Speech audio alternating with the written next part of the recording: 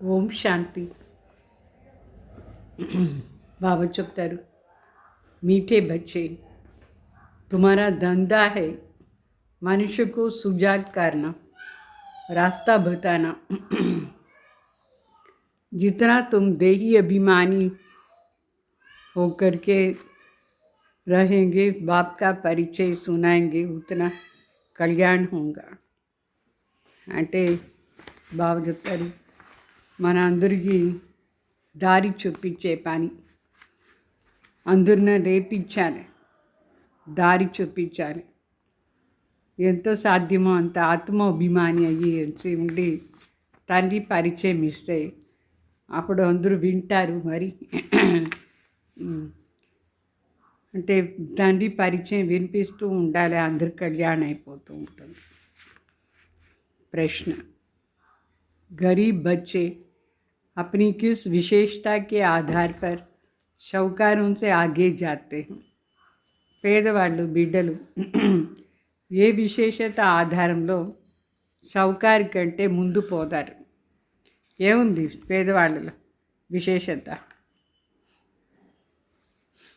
పేదవాళ్ళు गरीब में दान पुण्य की बहुत श्रद्धा रहती है. गरीब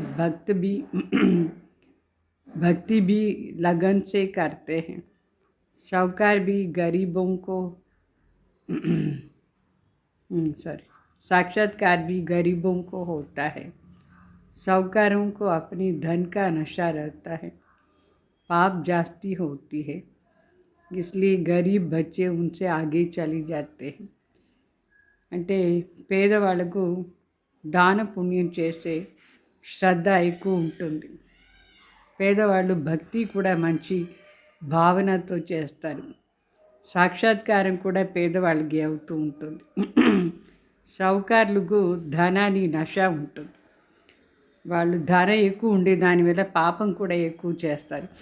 తాగేది, చేసేది, తినేది, మటన్ తినేది,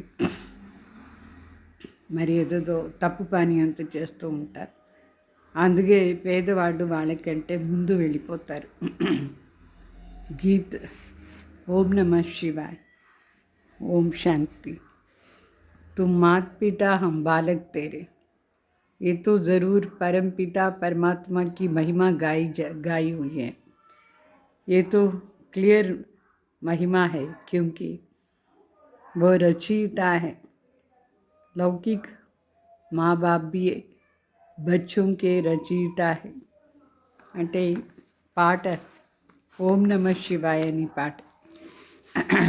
మరి దాంట్లో తండ్రిది మహిమ బాగుంది. చెప్తారు, నువ్వే తల్లి తండ్రి, మేము మీ బిడ్డ, మీ కృప నుంచి మాకు సుఖం వచ్చింది అట్లా అని. ఇది పరమాత్మ కోసం గాయనం మహిమ, చాలా క్లియర్ మహిమ ఇది. ఎందుకంటే తండ్రి రచయిత అయినారు. భగవాన్ లౌకికలో కూడా తల్లి తండ్రి బిడ్డలను రచన చేస్తారు. బిడ్డలను రచన చేసే దానివల్ల రచయిత అని చెప్తారు.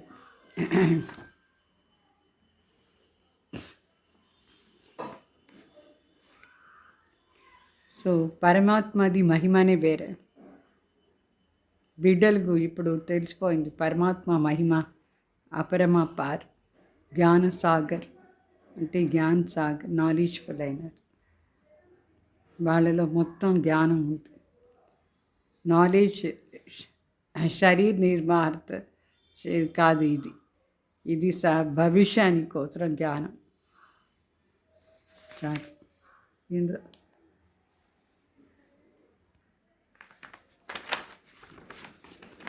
ఈ భక్తి మార్గంలో మహిమ ఏమో చేస్తారు, నువ్వే తల్లి తండ్రి బంధు సఖ అట్లా అని. పార్లౌకిక తండ్రి చాలా పెద్ద మహిమ ఉంది. జ్ఞాన సాగర్ అంటే ఈ జ్ఞానం ఏమి శరీర నిర్వాహార్థం కోసం కాదు, ఈ సంపాదనకి కాదు.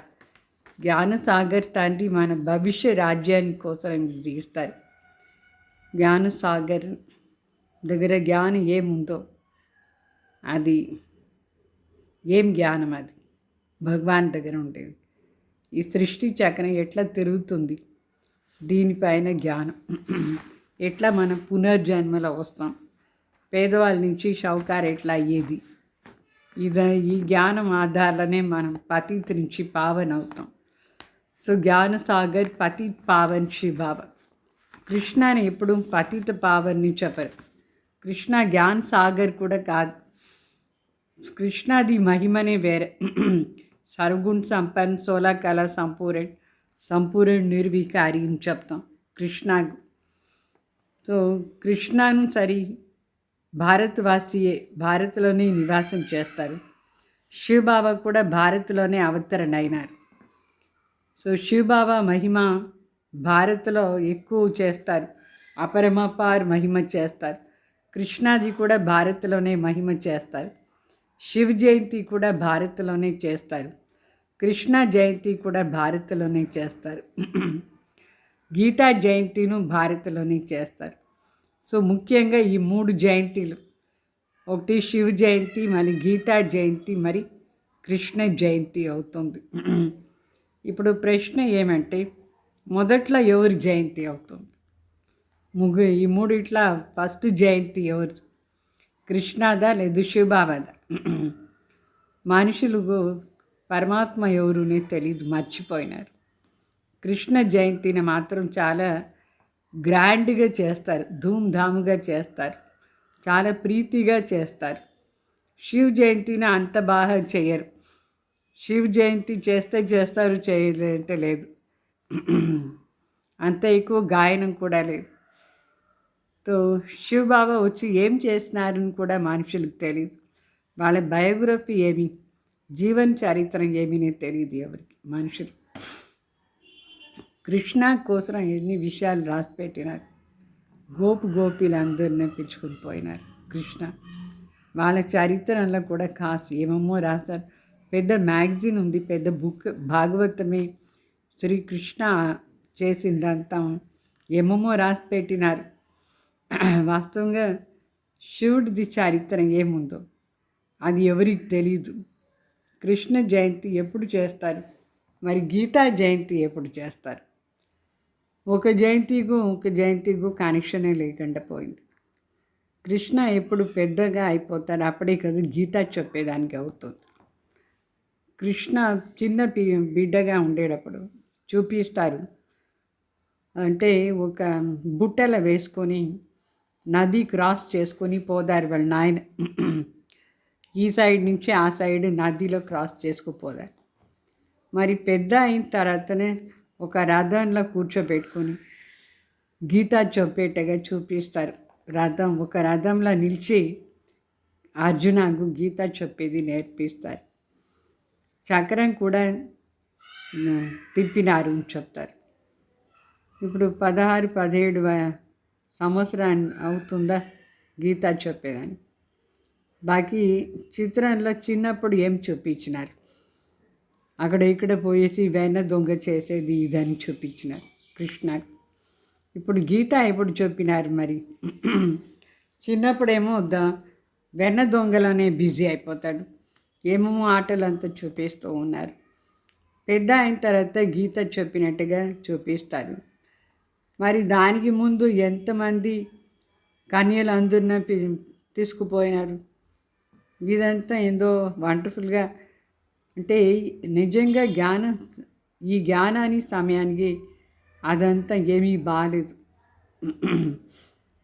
జ్ఞానం ఎంత శ్రేష్టం, మరి అట్లా పని ఎట్లా చేస్తారు కృష్ణ? జ్ఞానం ఎప్పుడు బుజుర్గ్ అంటే ముసలి వాళ్ళు అయిపోతారు, అప్పుడే వినిపించినారా ఏమి? గీత చెప్పిన టైం ఏది, అది కూడా మనుషులకు తెలియదు. సో ఇప్పుడు శివబాబా ఏం చేశారు, అది కూడా మనుషులకు తెలియదు. అజ్ఞాన నిద్రపోతూ ఉన్నారు. తండ్రి చెప్తారు, నా బయోగ్రఫీ మనుషులు ఎవరికి తెలియదు, నేనేం చేసిపోయినాను తెలియదు, నేనే పతిత్ పావన్. ఎప్పుడు నేను వస్తానో అప్పుడే వచ్చిన వెంటనే గీతా చెప్తాను. అందువల్ల శివ జయంతి అయిన వెంటనే గీతా జయంతి కూడా అవుతుంది. ఒక సాధారణ ముసలాయన శరీరం, అనుభవి ముసలాయన శరీరంలో వచ్చి చెప్తారు. శివ జయంతి మరి ఈ భారత్లోనే చేస్తారు. కృష్ణ జయంతి, గీతా జయంతి కూడా ఈ భారత్లోనే చేస్తారు. రామ జయంతి ఎప్పుడు అవుతుంది, అది తర్వాత అవుతుంది, అది కూడా ఎప్పుడో చెప్తారు. సో ఈ సమయంలో ఏమంతా చేస్తారు మనుషులు, అది వాళ్ళకే తెలియదు. మరి సంగం యుగంలో జరిగిన విషయాలే ద్వాపర యుగం నుంచి పండగలాగా ఆచరణ చేస్తారు. సత్యుగ త్రేతాయుగంలో ఏ జయంతిని చేయరు, ఎవరు జయంతిని చేస్తారు. సూర్యవంశీ నుంచి చంద్రవంశీ ఆస్తి దొరుకుతుంది. మరి ఎవరిది మహిమ చేస్తారు, ఎవరిది లేదు. ఒరిగే రాజ్యాలందరూ పట్టాభిషేకం చేసుకుంటారు రాజ్యం చేస్తాను. ఆ పట్టాభిషేకం రోజు చాలా బాగా గ్రాండ్గా చేస్తారు. బర్త్డే అంతా ఇప్పుడిప్పుడు చేస్తారు అంతే, కానీ మొదట్లో అంతా ఎవరు బర్త్డే చేస్తూ ఉండలేదు. మనందరం చిన్నప్పటి నుంచి చూస్తాం కదా, ఒక సంవత్సరం పెద్ద అయితే చేస్తారు, అది అయిన తర్వాత కామన్ అయిపోతుంది. బర్త్డే ఏం చేయరు. కృష్ణ జన్మం తీసుకున్నాడు, పెద్ద అయిపోయినాడు, రాజధాని నడిపిస్తూ ఉంటారు. దాంట్లో మహిమది కూడా మాటనే లేదు. సత్యుగం, త్రేతాయుగం రెండు యుగాల్లో సుఖాని రాజ్యం జరుగుతూ ఉంటుంది. సో ఆ రాజ్యం ఎప్పుడు ఉండింది, ఎట్లా స్థాపన అయింది, ఇది ఇప్పుడు బాబా వచ్చి మనకు అన్ని విషయాలను చెప్పినారు. తండ్రి చెప్తారు, బిడ్డలు కల్ప నేను వచ్చి కల్పాని సంగం యుగంలో మీకు అన్ని విషయాలను చెప్తాను. అట్లా కలియుగ అంతు సమయంలో పతిత్ ప్రపంచం దాని పావన చేసే టైంలో పరమాత్మ వస్తారు. అంటే సత్యుగం ఆరంభం అయ్యే సమయాలు. నేనే అందరికీ తండ్రి, మరి టీచర్ కూడా వేసి మీకు అన్నీ నేర్పిస్తాను, తండ్రి అయ్యి ఆస్తి ఇస్తాను చెప్తారు. కల్ప ముందు కూడా మన ఆస్తి తీసుకున్నాం.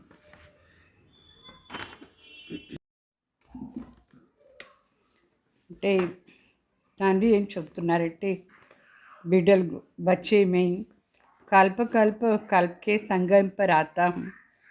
कलयुग का अंत पतित दुनिया, सतयुग आदि पावन दुनिया। मैं बाप भी हूँ, तुम बच्चों को वर्षा दूंगा। कल्प पहले भी तुमको वर्षा दिया था, इसलिए तुम मनाते आए हो। అంటే ప్రతి కల్పం కూడా శివబాబా వచ్చి మనకు ఆస్తి ఇస్తారు. అందుకే మనం శివ జయంతి ఆచరణ చేస్తూ ఉంటాం, శివరాత్రి. అయితే పేరు మర్చిపోయిన దానివల్ల కృష్ణ పేరు వేసేసాం. तो बड़ी से बड़ा है शिव। पहले तो जब उनकी जयंती हो तभी फिर साकार मनुष्य की हो। అంటే బాబా చెప్తారు, పెద్ద అంటే పెద్దవాళ్ళు శివబాబా.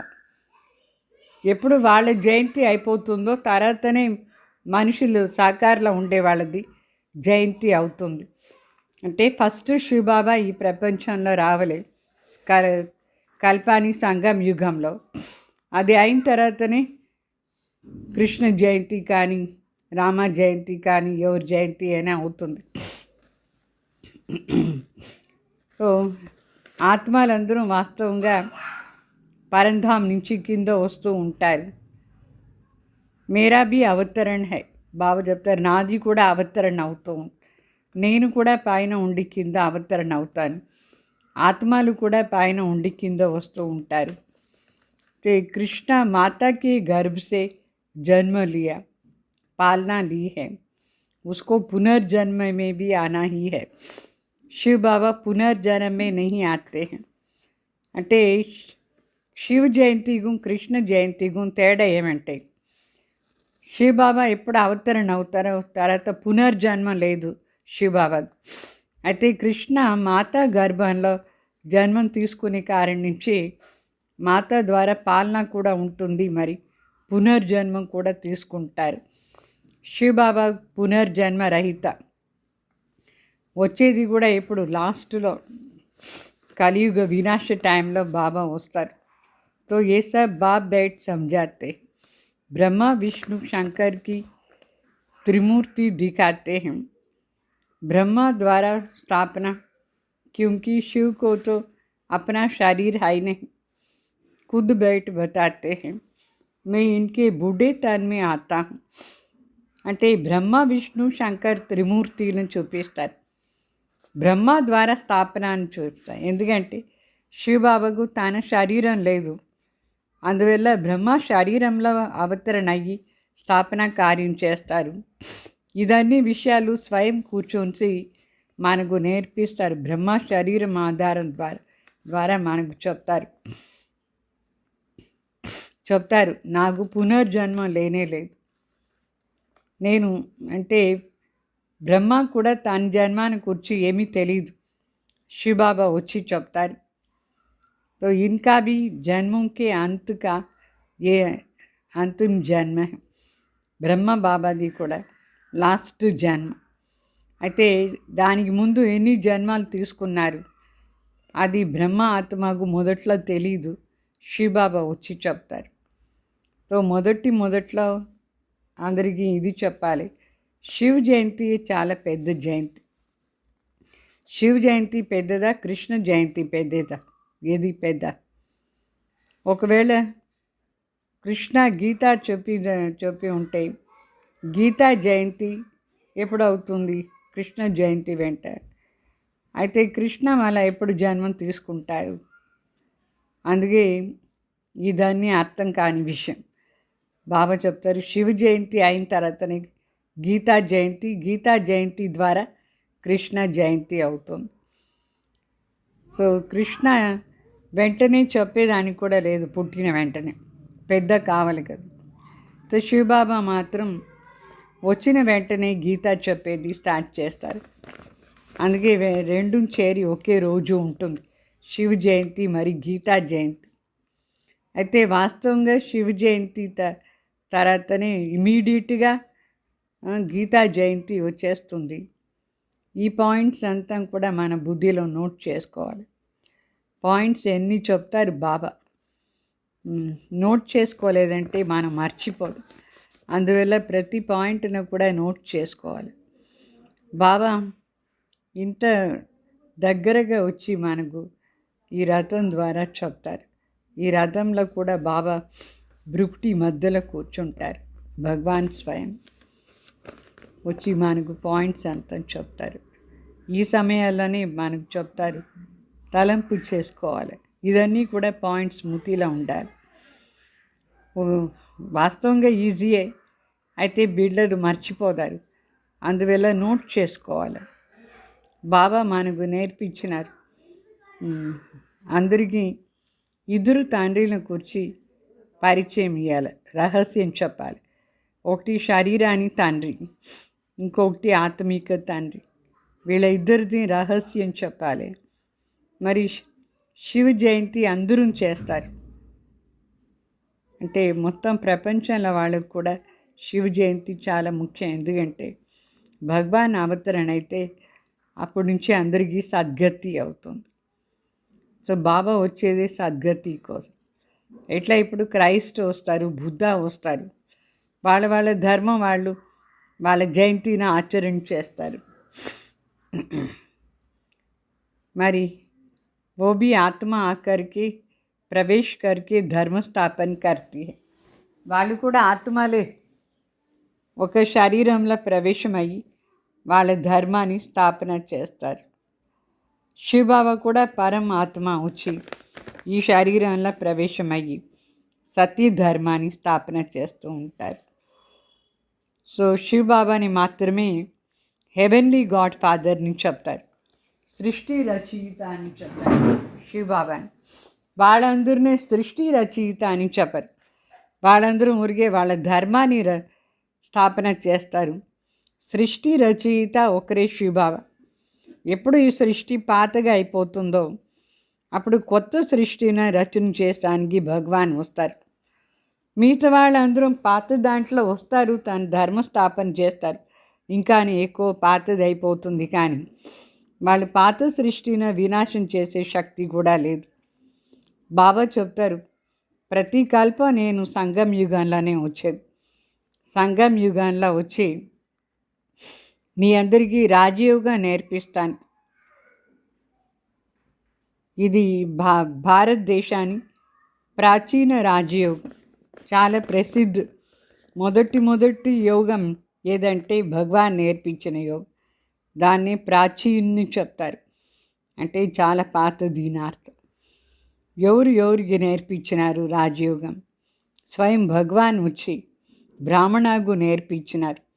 ఆ బ్రాహ్మణ ఆత్మలు పోయేసి మరి సత్యుగంలో దేవత అయిపోతారు. సో శివబాబా పేరు తీసేసి కృష్ణ పేరు వేసేసారు. ఇది చాలా పెద్ద తప్పైపోయింది. సో ఒకటి గీతాలో ఇట్లా తప్పు చేసినారు. భగవాన్ కృష్ణ అని అనుకొని కృష్ణ పేరు వేసేశారు. సో శివబాబా వచ్చి రాజయోగా నేర్పించినారు మనకు. ఇది మనుషులకు తెలీదు, మర్చిపోయినారు. భగవాన్ వచ్చి నా రాజయోగా నేర్పించినారు, అది మనుషులందరూ మర్చిపోయినారు. శివ జయంతి నిరాకార్ కోసం చేస్తారు. నిరాకార్ది జయంతి చూపిస్తారు. అంటే లింగ ఆకారం చూపిస్తున్నారా లేదా? లింగానికి ఆ రోజు పోయేసి అభిషేకాలు అంతా చేస్తారు. అంటే ఒక సాధారణ మనిషి శరీరంలో వస్తారు, తన కోసం ఒక శరీరం లేదు కదా.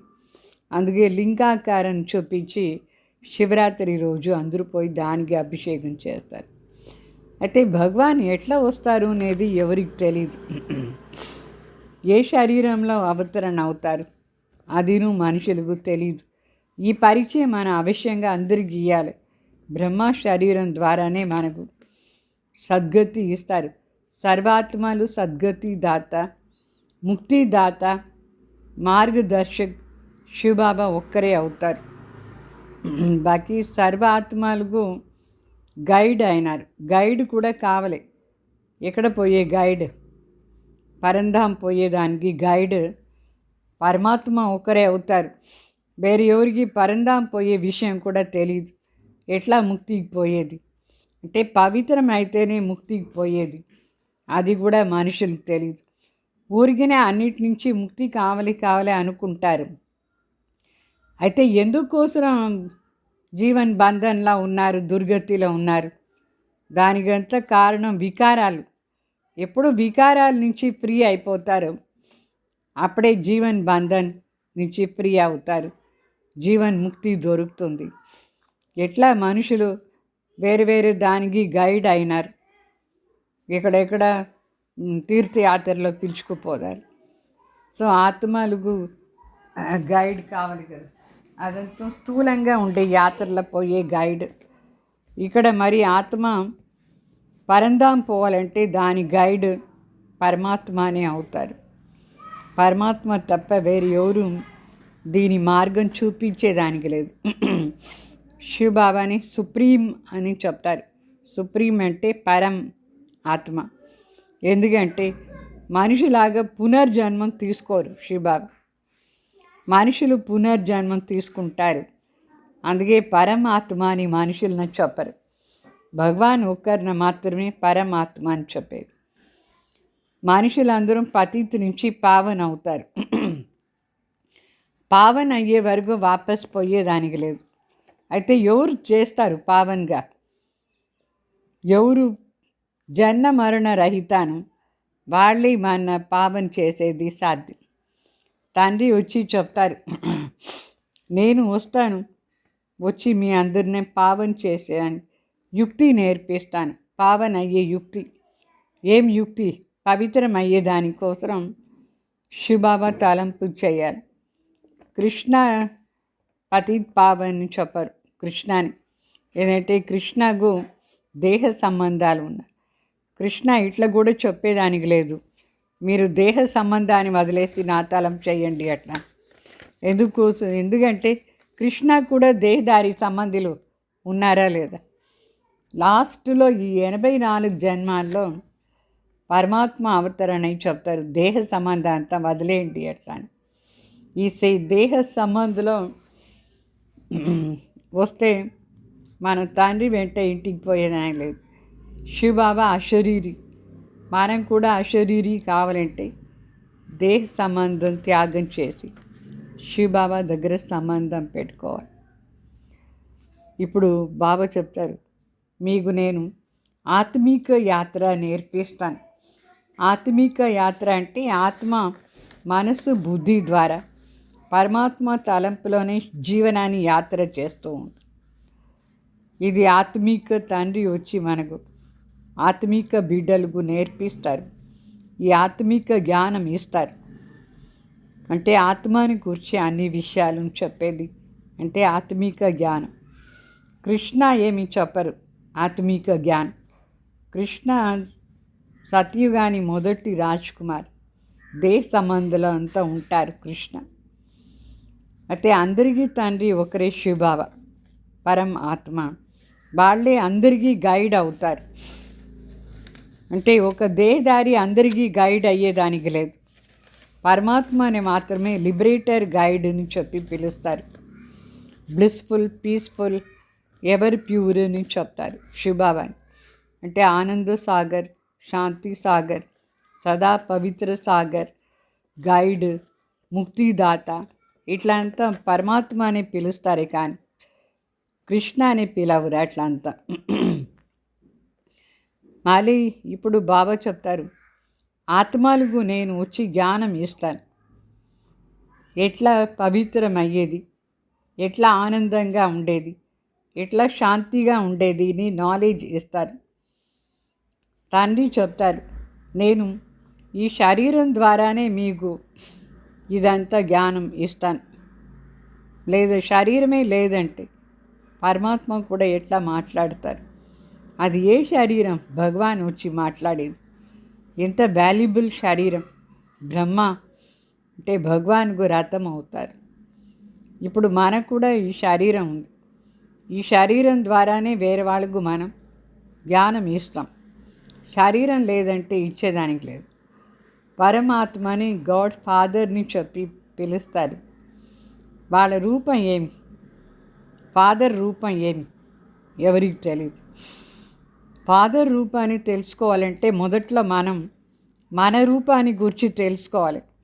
మనం ఒక ఆత్మ జ్యోతి బిందువుని తెలుసుకుంటేనే మన తండ్రి ఆత్మ పరమాత్మ కూడా జ్యోతి బిందు ఈ రూపం అర్థమవుతుంది. మన దేహ అభిమానంలా ఉంటే పరమాత్మ రూపానికి వచ్చి మనకు తెలిసేదానికి లేదు. ఇది కూడా చాలా వండర్ఫుల్ మాట. వాస్తవంగా చాలా పెద్ద కుదరత్ ఇది రహస్యం. ఇంత చిన్న ఆత్మ, చాలా సూక్ష్మ, అతి సూక్ష్మ ఆత్మలు 84 జన్మాని పార్ట్ ఉంది. ఇది ఎంత వండర్ఫుల్ మాట లేదా? డ్రామాలో ఎట్లా పార్ట్ ఉంది, పరమాత్మ కూడా ఈ డ్రామాలో పార్ట్ ఉంది. భక్తి మార్గంలో మనందరూ భక్తి చేస్తాం. భక్తి మార్గంలో కూడా శివబాబా వచ్చి మనకు సేవ చేస్తారు. ఏం సర్వీస్ చేస్తారు? సాక్షాత్కారం చేయిస్తారు. భగవాన్ మనకి ఏమైనా కావాలంటే మనం అడుగుతూ ఉంటాం. ఈశ్వరార్థంగా మనం ఏం చేస్తామో దాని రిటర్న్ కూడా ఇస్తారు శివబాబా. భక్తి మార్గంలో కూడా ఇస్తారు. సో ఇప్పుడు మన ఆత్మ 84 జన్మలో పార్ట్ చేస్తూ ఉంది. మన ఆత్మలో పార్ట్ ఏముందో అది అవినాశిగా ఉంటుంది. ప్రతి జన్మలో ఏం పార్ట్ ఉందో ఆ పార్ట్ను మనం చేస్తూ ఉంటాం. దీన్నే కుదరత్ అని చెప్తారు. వండర్ ఇది. చాలా విచిత్ర మాట, రహస్యం ఇది. దీని వర్ణన చేసేది ఎట్లా? శివబాబా వచ్చి వర్ణన చేస్తారు. అయితే ఇంత చిన్న ఆత్మలో ఎంత పార్ట్ ఉంది? ఇది చాలా వింటేనే వండర్ఫుల్గా అనిపిస్తుందా లేదా? ఆశ్చర్యంగా ఉంది. మనకు కంటికి కూడా కనిపించదు ఆత్మ. అయితే దాంట్లో ఎట్లా వండర్ఫుల్గా పార్ట్ నిండి ఉంది. చాలా విచిత్రం లేదా? ఆత్మ స్టార్ లాగా ఉంది. సూక్ష్మాతి సూక్ష్మ నక్షత్రం. 84 జన్మం అక్యురేట్గా అది పార్ట్ చేస్తుంది, కరెక్ట్గా చేస్తుంది. మొదట్లో సుఖాన్ని పార్ట్ చేస్తుంది. ఇది వండర్ఫుల్. సుఖంలా ఉండేటప్పుడు అంటే సత్యుగ త్రేతాలు చాలా సుఖ అనుభవం చేస్తూ ఉంటుంది. ఆ పార్ట్ చేస్తుంది. ఇది కూడా చాలా వండర్.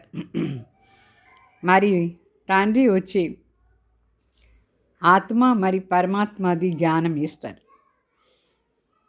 బాబా లోపల కూడా ఎంత జ్ఞానం ఉంది. జ్ఞాన సాగర్, ఇది కూడా వండర్. ఆ సూక్ష్మాతి సూక్ష్మ శివబాబా జ్యోతి బిందు, వాళ్ళ లోపల ఎంత నాలెడ్జ్ ఉంది, జ్ఞాన సాగరే ఉంది. సో బిడ్డలకు వచ్చి అదాన్ని నేర్పిస్తారు. ఎంత కొత్త మాటలు ఇది. కొత్తగా ఎవరైనా వచ్చి వింటే వాళ్ళకు అర్థం కాదు. ఈ జ్ఞానం ఏ శాస్త్రంలో కూడా లేదు. కొత్తగా వచ్చి వినేవాళ్ళు చెప్తారు, ఎక్కడ వినే లేదు మేము ఇట్లా అంతా అట్లా. ఏ శాస్త్రంలో కూడా ఇట్లా జ్ఞానం లేదు. మళ్ళీ ఎవరెవరు కల్పం ముందు విన్నారు, ఆస్తి తీసుకున్నారు, వాళ్ళే వచ్చి ఇప్పుడు కూడా తీసుకునే వృద్ధి అవుతూ ఉంటుంది. అయితే కొంచెం టైం పడుతుంది. అందరూ రావాలంటే టైం పడుతుంది. ఎంతమంది ప్రజలు అయిపోతారు. రాజారాణి అయ్యేదానికి చాలా పెద్ద టైం కావాలి. వాళ్ళు ఈజీగా, ప్రజలేమో ఈజీగా రెడీ అయిపోతారు. రాజా అయ్యేదానికోసం చాలా ఎక్కువగా ప్రయత్నం చేయాలి. ప్రయత్నం చేసే వాళ్ళే రాజా అవుతారు. మనుషులు ఎవరు చాలా ఎక్కువగా దానం ఇస్తారు, వాళ్ళు కూడా నెక్స్ట్ బర్త్లో రాజా ఇంట్లో జన్మం తీసుకుంటారు. పేదవాళ్ళు ధైర్యం అనుసారంగా ఏమంతా దానం ఇస్తారో ఇక్కడ వాళ్ళు కూడా రాజా అయిపోతారు. అంటే మనం ఏం ఇస్తామో ఈ ప్రపంచానికి అది మనకు రిటర్న్ వస్తుందా లేదా. ప్రపంచానికి అంటే బాబా సేవ అర్థం చేయాలి. ఇప్పుడు సంగం యుగంలో పేదవాళ్ళందరూ చాలా ధైర్యం పెట్టుకొని శివబాబా సేవ అర్థ ధన సేవ చేస్తూ ఉంటారు. వాళ్ళకు సత్యయుగంలో పెద్ద రాజ్యం దొరుకుతుంది. సో ఎవరు పూర్తిగా భక్త అయినారు వాళ్ళు కూడా దాన పుణ్యం చేస్తారు. షౌకారం సే పాప్ జాస్తి హోతి. షౌకార్లు దగ్గర డబ్బులు ఎక్కువ ఉండే దానివల్ల వాళ్ళు పాపం కూడా ఎక్కువ చేస్తారు. ఎంత సినిమాకు పోతారు, సారాయం తాగుతారు, మటన్ తింటారు, ఏమేమో చేస్తారు. చాలా పెద్ద పాపం చేస్తారు షౌకారు. అయితే పేదవాళ్ళకు శ్రద్ధ ఉంటుంది, చాలా భగవాన్ అంటే భావన ఉంటుంది. మరి పాపం చేసానికి కూడా భయం ఉంటుంది. కొంచెం డబ్బులు ఉంటే కూడా వాళ్ళు దయ ఇచ్చి చూపించి దానం చేసేవాళ్ళుగా ఉంటారు. అంటే బాబా సేవ చేస్తారు పేదవాళ్ళు. అందువల్ల సత్యయుగంలో షౌకార్ అయిపోతారు. అయితే సత్యయుగంలో షౌకార్ ఏ పాపం చేయరు.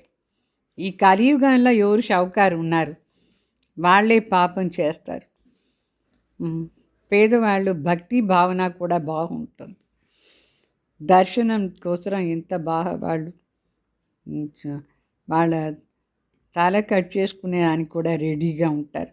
భగవాన్ దర్శన్ కాలేదంటే స్వయం కాశీకి అలవాటు చేసుకుంటారు. అయితే షావుకారులు అట్లా చేసుకోరు, ఎందుకంటే వాళ్ళకు డబ్బులు ఇక్కడ నష్టమైపోతుందో ఏమో భయం. సాక్షాత్కారం కూడా పేదవాళ్ళకు ఎక్కువ అవుతుంది. దర్శన్ కావాలని అనుకుంటారు. సో దాన పుణ్యం కూడా పేదవాళ్ళు బాగా చేస్తారు. వాళ్ళే పోయేసి నెక్స్ట్ జన్మలో రాజా అయిపోతారు.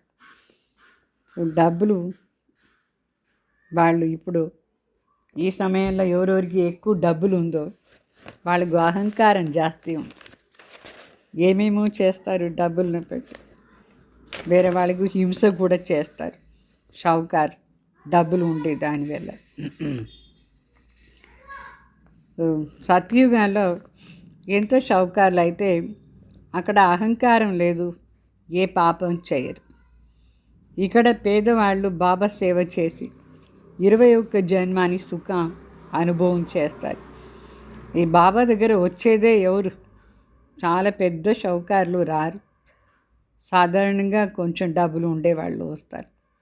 షౌకార్లు అందరూ లాస్ట్లో వచ్చి మా డబ్బులు తీసుకోండి అని చెప్తారు, కానీ అప్పుడు లాభం లేదు. సో ఈ భారతదేశం ఎంత శ్రేష్టంగా ఉండింది మొదట్లో. అదే భారతదేశం ఇప్పుడు ఎట్లా పేద దేశం అయిపోయింది. ఇది మనకు అర్థమైంది ఎట్లా పేదవాళ్ళు అయిపోయినా. అంటే వికారంలో పోయిన తర్వాత మన మహల్ మాడి అంతా భూకంపంలో వెళ్ళిపోతుంది. ద్వాపర యుగంలో ఆరంభంలో ఒక భూకంపం వస్తుంది. ఎందుకు వస్తుందంటే సత్యుగ్ త్రేతాలో మనం పవిత్రంగా ఆత్మాభిమానిగా ఉంటాం. అయితే ఏ రోజు అపవిత్రం అయ్యేదానికి దేహాభిమానిలో వచ్చేస్తాము మనం, అప్పుడు పెద్ద భూకంపం వచ్చి ఆ సత్యుగాని మహల్ అంతా వెళ్ళిపోతుంది. మళ్ళీ పేదవాళ్ళు అయిపోతుంది. రావణ్ రాజ్యం ఆరంభం అయిపోతుంది. ఎంత కష్టాలు కూడా స్టార్ట్ అయిపోతుంది. ద్వాపర యుగం నుంచి కష్టాలన్నీ స్టార్ట్ అయిపోతూ ఉంటుంది. మళ్ళీ ఆ సామాన్లంతా ఉండదు. ఏదంతా సత్యుగంలో ఉండే సుఖంగా ఉండే సామాన్లు అది ఏమీ ఉండదు. ఎందుకంటే భూకంపంలో అన్ని కింద వెళ్ళిపోతుంది. ప్రతి ఒక్క వస్తువు కూడా ఒక ఆయుష్ ఉంటుంది. ఒక వస్తువు ఇంత అని టైం ఉంటుందా లేదా, దానికి ఆయుష్. మనుషులకు కూడా ఆయుష్ ఉంటుంది. సో సత్యుగంలో పెద్ద ఆయుష్ ఉండింది. అక్కడ అన్నీ బాగుండింది.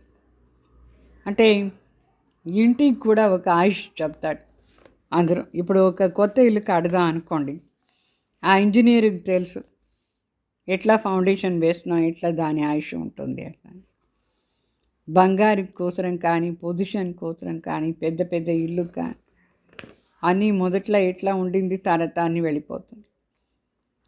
బంగారు కూడా ఏమవుతుంది, మొదట్లో చాలా బాగా స్ట్రాంగ్గా ఉంటుంది, దాంట్లో అన్నీ మిక్స్ అయిపోతూ ఉంటుంది.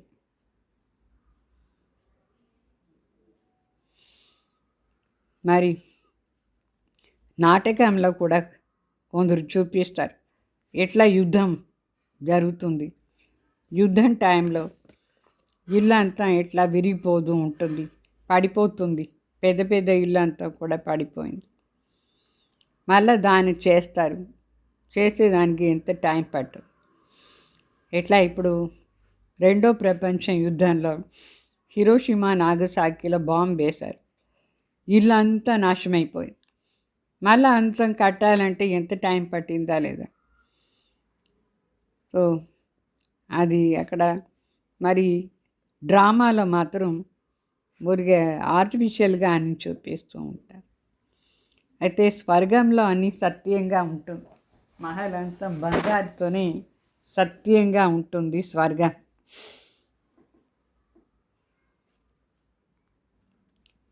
అంటే అక్కడ మేస్త్రీలో వచ్చేది ఇల్లు కట్టేది అట్లంతా లేదు. అక్కడ రెడీమేడ్గా అన్నీ దొరుకుతుంది. ఫటాఫట్ అన్నీ అటాచ్ చేసి కట్టేస్తారు. అంటే ఇల్లు అంటే మహల్ ఏమో తయారవుతుంది. ఇప్పుడు ఇక్కడ మేస్త్రీలు సిమెంట్ కలుపుతారు, ఇటుక పెడతారు, ఏమేమో చేస్తారు. అక్కడ అట్లా కాదు. అక్కడ టక్ టక్ని బంగారు ఇటుకతో కట్టి పెట్టేస్తారు. ఇదంతా బిడ్డలకు సాక్షాత్కారమైంది, చాలా ఎక్కువ సాక్షాత్కారమైంది. గుల్జార్ దాదికు చాలా ఎక్కువ సాక్షాత్కారాలు అయింది. సత్యుగం కానీ సూక్ష్మవతన్ కానీ. అలా వివేక్ శక్తి అని చెప్తుంది. ఈ మాటలంతా బిడ్డలకు ఇప్పుడు అంటే దాని అర్థం తెలుసుకోవాలి. అర్థం తెలుసుకుని చదవాలి. చదివేదంటే ప్రాక్టికలీ చెయ్యాలి బాబా చెప్పేదాన్ని. స్వర్గానికి మాలిక్ కావాలంటే అంత ఈజీ ఏం లేదు. ఇక్కడ ఎన్ని మాటల పైన అటెన్షన్ ఇవ్వాలి, ఎంత సహన శక్తి కావాలి, ఎంత సమానికి శక్తి కావాలి. స్వర్గం మరి నరకం, ఈ రెండుది వ్యత్యాసం మీకు తెలిసింది కదా. స్వర్గం మరి నరకం అనేకసారి వచ్చింది పోయింది. ఈ చక్రంలో మనం అనేకసారి వచ్చిన ఈ రెండు పాస్ అవుతూ ఉంటుంది.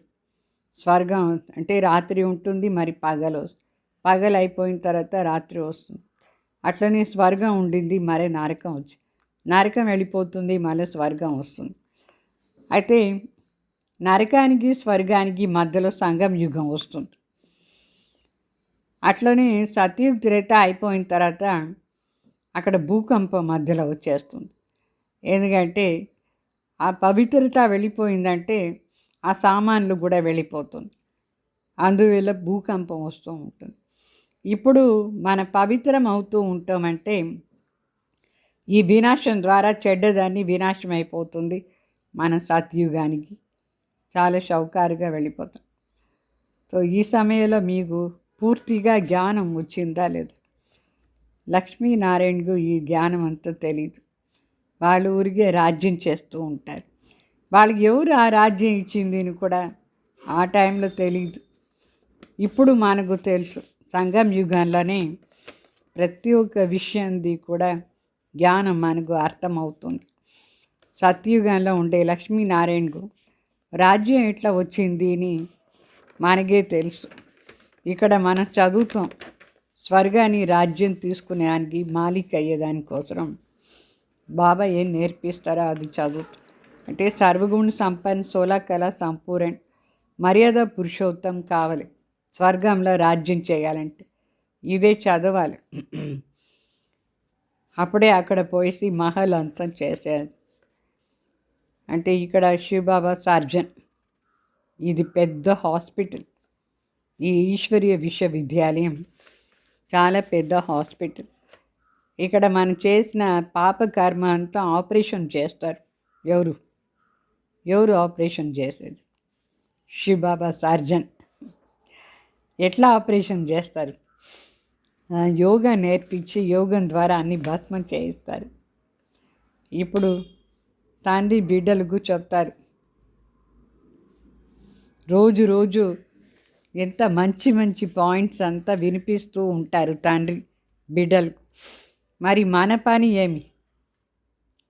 మనుషులను లేపించాలి. అందరూ నిద్రపోతూ ఉన్నారు. 3వ నేత్రం లేదు, నిద్రపోదారు. అంటే దారి చూపించేదే మన పని. శివబాబా వచ్చి మనకేమంతా నేర్పించినారు, అది వేరే వాళ్ళకు నేర్పించాలి. ఎట్లా తండ్రి ఎంత ప్రీతిగా కూర్చొని మనకు నేర్పిస్తారా లేదా?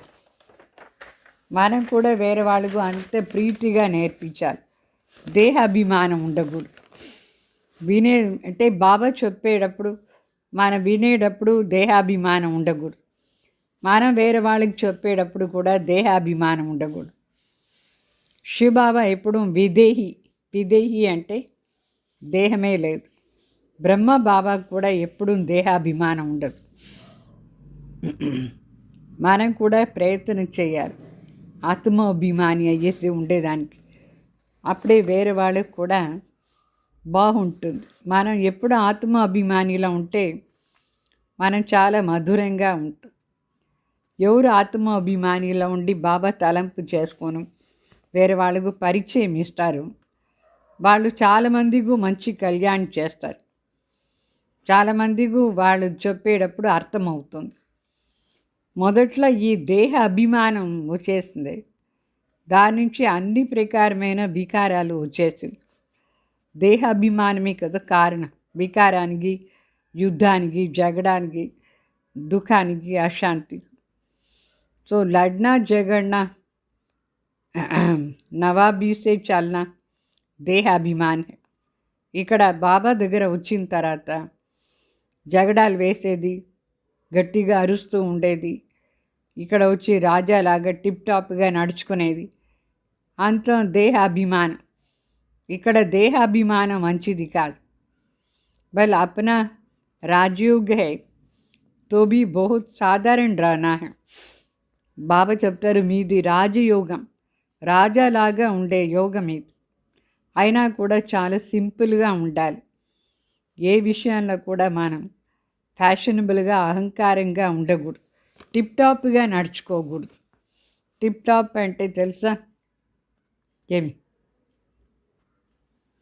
టిప్ టాప్ అంటే ఇట్లా పెద్ద ఆఫీసర్లు టై వేసుకుంటారు, కోట్ వేసుకుంటారు, టిప్ టాప్గా షూస్ వేసుకొని నడుస్తారు, అహంకారంగా నడుస్తారు.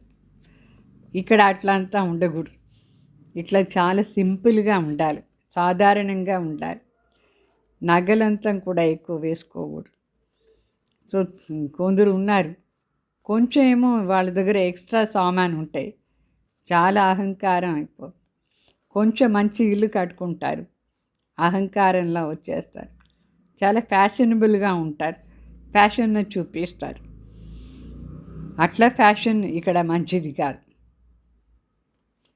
కొందరికి మనసులో వస్తుంది, నేను ఇట్లా డ్రెస్ వేసుకోవాలి, అట్లా డ్రెస్ వేసుకోవాలి, ఈ కలర్ వేసుకోవాలి, ఆ కలర్ది వేసుకోవాలి అంటే ఇదంతా దేహాభిమానం. బాబా చెప్తారు, బड़ी फैशनेबल दिखे देखी तो दिल होंगी ये पहने ख्याल चलता रहेगा, इसको भी దేహాభిమాన్ కహా జాతా హై. ఏదైనా ఫ్యాషనబుల్ వస్తువు ఉంటే అది తీసుకోవాలి, అట్లా ఇట్లా అని విచారాలు వస్తూ ఉంటుంది. అట్లా డ్రెస్ వేసుకుంటే ఎంత బాగుంటుంది, ఇదంతా దేహ అభిమానం చెప్తారు బాబా. అచ్చి ఊంచి చీజ్ హోంగి తో సంభాలన పడతా హై. మన దగ్గర ఏదైనా కాస్ట్లీగా ఉండే సామాన్ ఉంటే దాన్ని ఎంత జాగ్రత్తగా చూసుకోవాల్సిందిగా ఉంటుంది.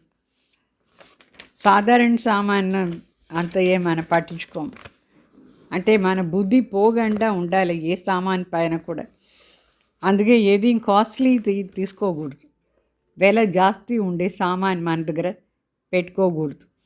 పెట్టుకుంటే ఏమవుతుంది, గడి గడి మన బుద్ధి దాని దగ్గర పోతుంది. అది జాగ్రత్తగా ఉందా లేదా, దొంగ వచ్చి తీసుకుంటాడా లేదా, పోతుందా లేదా బుద్ధి. తో గుమ్ హోంగి తో క్యాల్ చలేగా. ఒకవేళ ఆ వస్తువు మన దగ్గర ఉండి వెళ్ళిపోతుంది అనుకోండి, దొంగ ఎవరో తీసుకుంటారు, మనకి ఎంత మరి ఫీల్ అవుతుందా లేదా. అంతు సమయ కుచ్ భీ యాద్ నా ఆए, యాద్ ఆయేగా తో పదభ్రష్ట హో జాయేగా. మన శరీరం వదిలేటప్పుడు ఏమైనా మన బుద్ధిలో వచ్చేసిందంటే మన పదవి భ్రష్టమైపోతుంది. అందుకే మనం ఏ సామాన్ ఎక్కడ పోయింది మన బుద్ధిలో రాకూడదు. ఈ దొంగలు దొంగతనం చేస్తారైతే వాళ్ళకే నష్టం అవుతుంది. మన దాని గురించి విచారం చేయకూడదు, అయ్యో నాది ఇక్కడ పోయిందే అట్లా అని. అట్లా అనుకునే ఉండేటప్పుడు శరీరం వదిలేస్తే ఏమవుతుంది, పదవి భ్రష్టమైపోతుంది. సో ఇది దేహ అభిమానాన్ని అలవాటు. మరి సర్వీసుకు బదులుగా డిసర్వీస్ అయిపోతుంది. మన సామాన్ ఎక్కడైనా పోయింది అనుకోండి, ఎవరో తీసుకున్నారు అనుకోండి, మనకు దానిపైన సంకల్పం జరుగుతూ ఉంటే ఏం యోగం ఉంటుంది, అది డిసర్వీస్ని అర్థం, సర్వీస్ కాదు. అందుకే బాబా చెప్తారు, ఎప్పుడు సింపుల్గా ఉండండి. కొంచెం సామాన్తో కూడా మనం ఉండొచ్చు, ఎక్కువ సామాన్లు కావాలని లేదు మనకు. రావణ్ ने तुमको దేహాభిమాన్ బనా దియా. రావణ్నే మన దేహాభిమాన్గా చేసేసింది. అంటే అట్రాక్షన్, ఆకర్షణ వచ్చిందా లేదా, ఇది చాలా బాగుంది తీసుకోవాలని ఆకర్షణ. సీతాకు వచ్చిందా లేదా, బంగారు జింక చూసిన తర్వాత అయ్యో నాకు ఆ జింక కావాలని అనుకుంది, ఆకర్షణ అయిపోయింది. అప్పటి నుంచి రావణ్ పట్టుకున్నాడు. అట్లనే ఇక్కడ కూడా ఏదైనా ఒక బాగుండే సామాన్ తీసుకోవాలి, మన దగ్గర అది ఉండాలి అనుకుంటే అదే రావణ్ వచ్చి పట్టుకునేస్తాడు, దానిపైన మన బుద్ధి పోతుంది. తో దేఖ్తే హో బాబా కితనా సాధారణ చల్తా హై. బ్రహ్మ బాబా ఎంత సింపుల్గా ఉన్నారు. డ్రెస్ కూడా చూడండి ఎంత సింపుల్, నడుచుకునే విధానం సింపుల్. ఒక వాచ్ కూడా లేదు చేత బ్రహ్మ బాబా. వాచ్ ఉందా బ్రహ్మ బాబా చిత్రాన్ని, ఎక్కడ వాచ్ లేదు. అంటే ఎంతో సింపుల్. బాబా చెప్తారు మీరు కూడా అట్లా సింపుల్గా ఉండండి. హరేకో సర్వీస్ హరేకి సర్వీస్ దేకా జాతా. బాబా చెప్తారు ఇక్కడ ప్రతి ఒక్కరిది సర్వీస్ని చూస్తారు బాబా. ఎంతో సింపుల్గా ఉంటే అంత సర్వీస్ బాగా చేస్తారు. మహారతి బచ్చోంకు అప్నా షో కర్నా, సర్వీస్ది షో చేయాలి కానీ డ్రెస్ అది ఇదంతా షో చేసుకోకూడదు. మహారతి బిడ్డలు సర్వీస్లో షో చేయాలి. महारतियों को ही लिखा जाता है कि तुम फलानी जगह जाकर के भाषण करो. మహారతిగే లెటర్ రాస్తారు బాబా, నువ్వు ఫలానా జగ పోయేసి భాషణ చెయ్యి అట్లా అని. ఏక్ దోకు బులాతే మహారథీలను పరస్పరంగా పిలుస్తారు. लेकिन बच्चों में देह अभिमान बहुत रहता है. भाषण में बल अच्छे है परंतु आपस में रूहानी स्नेह नहीं है. బావ చెప్తారు, చాలామంది బిడ్డలు దేహ అభిమానం, భాషనేమో పెద్దగా బాగా చేస్తారు కానీ పరస్పరంగా ఆత్మిక స్నేహం లేదు. ఆత్మిక స్నేహం కంపల్సరీగా ఉండాలి. దేహ అభిమాన్ లూన్ పానీ బనా దేతి. దేహ అభిమాన్లో వస్తే ఉప్పు నీళ్ళలాగా అయిపోతారు. కోయి bath May జట్ బిగడ్ Jana A B దేహ అభిమాన్. అంటే కొన్ని విషయాల్లో కొందరు జట్ అలిగిపోతారు. అలిగిపోయేది కూడా దేహ అభిమానం. ఇట్లా ఉండకూడదు. చిన్న చిన్న మాటల్లో అలిగిపోయేది ఇది చాలా పెద్ద తప్పు. ఇప్పుడు పెద్దవాళ్ళు కరెక్షన్ చేస్తారు అనుకోండి, సరే నేను నా తప్పు అయిపోయింది సారీ చెప్పాలి. అలిగిపోయేది ఏముంది? అందుకే బాబా చెప్తారు, కోయి కో భీ పూछना है तो बाबा से आकर के पूछो. कोई कहे बाबा आपको कितने बच्चे, कहूँगा बच्चे तो अनगिनत है परंतु कोई कपूत कोई बच्चे अच्छे. ఏదైనా అడగాలంటే బాబాని అడగాలి. బాబాని ఒకవేళ అడిగితే బాబా మీకు ఎంతమంది బిడ్డలు అట్లా అని బాబా చెప్తారు, నాకు చాలామంది బిడ్డలు ఉన్నారు. అయితే దాంట్లో కొందరు మంచి బిడ్డలు ఉన్నారు, కొందరు కపూత్ అంటే మంచివాళ్ళు కాదు, కొందరు చాలా మంచివాళ్ళు ఉన్నారు. ऐसे बाप का तो फरमान बरदार वफादार बनना चाहिए ना. భగవాన్ బిడ్డలు ఎట్లా ఉండాలి? పరమాత్మ ఎట్లా ఆర్డర్ ఇస్తారో అట్లా నడుచుకుని పోవాలన్నా లేదు. సత్యంగా ఉండాలి, పరమాత్మ దగ్గర సిన్సియర్గా ఉండాలి. अच्छा मीठे मीठे सिखलदे बच्चों प्रति माता पिता बाप दादा का याद प्यार और गुड मॉर्निंग. रूहानी बाप की रूहानी बच्चों को नमस्ते. हम रूहानी बच्चों की रूहानी बाप दादा को याद प्यार गुड मॉर्निंग नमस्ते. धारणा कोसरों मुख्य सार. देह अभिमान में आकर किसी भी प्रकार का फैशन नहीं करना है, जास्ती शौक नहीं रखना है, बहुत बहुत साधारण होकर के चलना है. బాబా చెప్తారు, దేహ అభిమానంలో వచ్చి ఏ ప్రకారమైన ఫ్యాషన్ చేసుకోకూడదు, జాస్తి ఇంట్రెస్ట్ ఉండకూడదు. మంచి మంచి సామాన్లు అంతా మన దగ్గర పెట్టుకోవాలి అట్లా అని చాలా చాలా సింపుల్గా ఉండాలి, సింపుల్గా నడుచుకోవాలి. మరి రెండో పాయింట్, आपस में बहुत बहुत रूहानी स्नेह से चलना है, कभी भी लून पानी नहीं होना है. పరస్పరంగా చాలా స్నేహంగా నడుచుకోవాలి. ఎప్పుడు ఉప్పు నీళ్ళలాగా జగడాలు అలిగిపోయేది ఇదంతా చేయకూడదు. बाबा का सपूत बच्चा बनना है, అహంకార में कभी नहीं आना है. బాబాకు మంచి బిడ్డగా ఉండాలి మనం, అహంకారంలో ఎప్పుడూ రాకూడదు.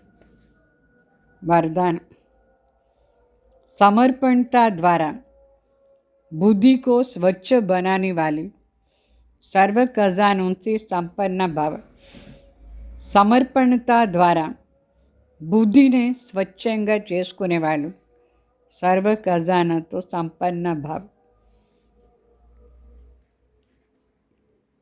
ज्ञान का श्रेष्ठ समय का खजाना जमा करना व स्थूल खजानों को भी 1 से लाख गुना जमा करना अर्थात बनाना अर्थात जमा करना. इन सब खजानों में संपन्न बनने का आधार है स्वच्छ बुद्धि और सच्चाई सच्ची दिल. అంటే జ్ఞానం సరి, శ్రేష్ఠ ఖజానా సమయాన్ని ఖజానా సరి, స్థూల దానం సరి, స్థూల ఖజానాలు సరి, ఒకటికి బదులుగా ఎక్కువగా చేసుకునేది అంటే లక్ష జమ చేసుకునేది అంటే బాబా చెప్తారు స్వచ్ఛ బుద్ధి అయ్యేది. దాని ఆధారమే స్వచ్ఛ బుద్ధి కావాలి. సత్యమైన మనసు ఉండాలి. సత్యమైన మనసు స్వచ్ఛ బుద్ధి ఉంటే మన దగ్గర ఏముందో అది ఒక్కదానికి బలుగా లక్షలు జమ అయిపోతూ ఉంటుంది. लेकिन स्वच्छ बुद्धि तब बनती है जब बुद्धि द्वारा बाप को जान करके उसे बाप के आगे समर्पण कर दो. అయితే స్వచ్ఛ బుద్ధి కూడా ఎప్పుడు అవుతుందంటే మన బుద్ధి ద్వారా పరమాత్మని బాగా అర్థం చేసుకొని మన బుద్ధిని బాబా ముందు అర్పణ చేసేయాలి. ఎప్పుడు బాబాకు అర్పణ చేస్తామో అప్పుడే మన బుద్ధి స్వచ్ఛ బుద్ధి అవుతుంది. అప్పుడు ఒక్కదానికి 1,00,000 గుణాలు జమ అయిపోతూ ఉంటుంది. शूद्र बुद्धि को समर्पण करना अर्थात देना ही दिव्य बुद्धि लेना. అంటే మన శూద్ర బుద్ధిని ఇచ్చేసి దివ్య బుద్ధి తీసుకోవాలి. బాబా దగ్గర ఉండి శూద్ర బుద్ధిని బాబాకు అర్పణ చేసేయాలి. అప్పుడే మనకు ఒక్కదానికి 1,00,000 జమ అవుతూ ఉంటుంది.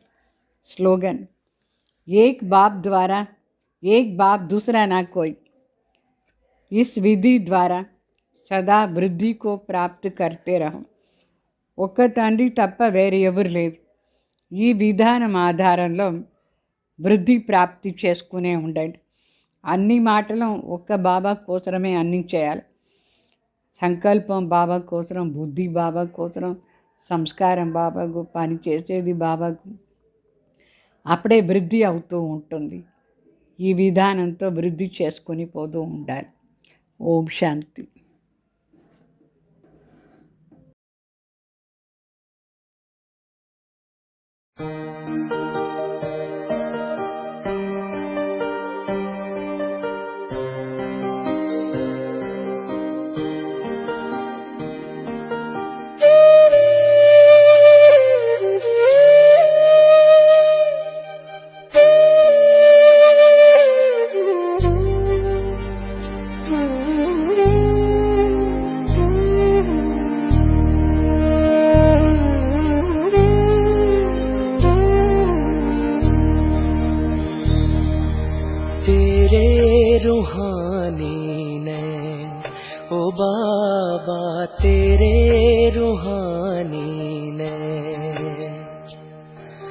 दिल को सुकून देते हैं, दिल को सुकून देते हैं तेरे रूहानी ने, ओ बाबा तेरे रूहानी ने। जब भी देखूं इन नैनों में, जब भी देखूं इन नैनों में, बात नहीं कह देते हैं तेरे रूहानी ने, ओ बाबा तेरे रूहानी ने।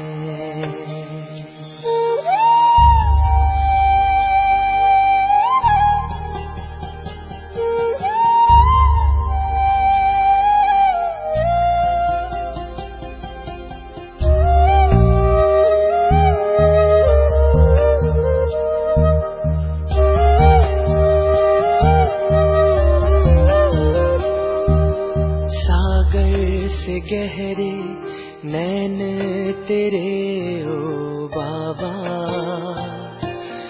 जो भी देखे इनमें वही खो जाता। सागर से गहरे नैन तेरे ओ बाबा, जो भी देखे इनमें वही खो जाता। अनमोल खजाने पाता इस सागर में जो डूब जाते, इस सागर में जो डूब जाते, पार वही हो जाते ने तेरे रूहानी ने, ओ बाबा तेरे रूहानी ने, तेरे रूहानी ने, ओ बाबा तेरे रूहानी ने।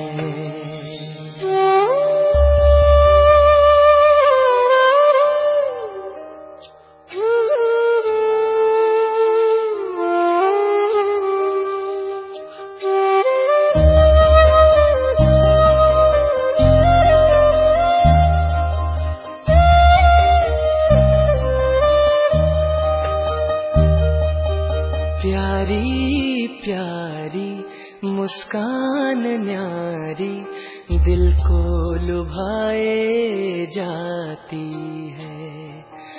बोल तुम्हारे कितने प्यारे अंतर मन छू जाते हैं।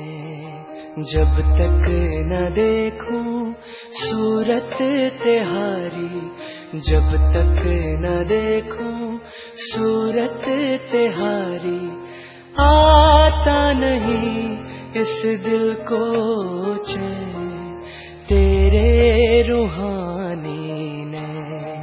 ओ बाबा तेरे रूहानी ने।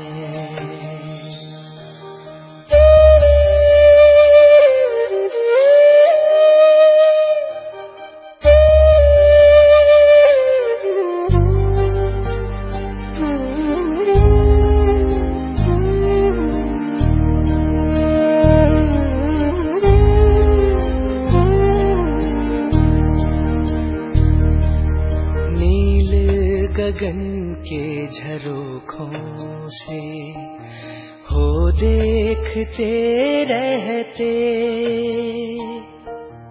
बाहां पसारे प्यार लिए मीठे बाबा यही कहते। आओ प्यारो साथ चले, आओ प्यारों साथ चले, अपने वतन जहाँ मीठे हो बैर तेरे रूहानी ने। हो बाबा तेरे रूहानी ने।